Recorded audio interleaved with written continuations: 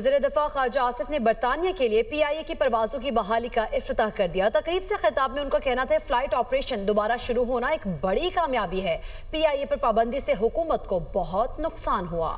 ہم نے پابندی کو چیلنج سمجھا اور ہوا بازی کے اداروں کو اختیارات فراہم کیے۔ برطانوی ہائی کمشنر جین میریٹ کا شکریہ ادا کرتے ہوئے کہا کہ جنہوں نے بحالی کے عمل کو تیز کرنے اور رکاوٹوں کو دور کرنے میں مثبت کردار ادا کیا، ہم ان کا بھی شکریہ ادا کرتے ہیں۔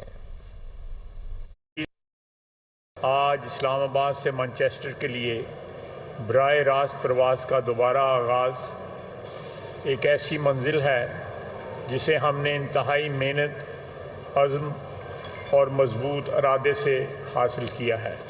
جب ہماری قومی ایئر لائن پہ بین الاقوامی پابندی لگی تو ملک کے امیج کو شدید نقصان پہنچا۔ ہم نے اسے ایک قومی چیلنج سمجھا۔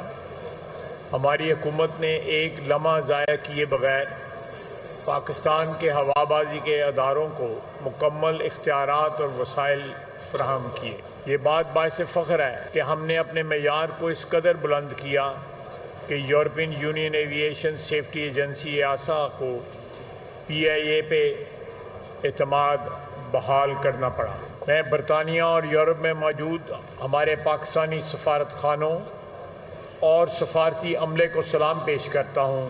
ان کی مسلسل کوششوں سے ہی پابندی کے بادل چھٹے اور پی آئی اے کو دوبارہ اپنے اہم روٹس پر پرواز کرنے کا حق ملا۔ محترمہ جین میریٹ اور ان کی ٹیم نے نہ صرف رسمی تعاون کیا بلکہ انہوں نے اس تاریخی فضائی رابطے کو بحالی میں کلیدی کردار ادا کیا۔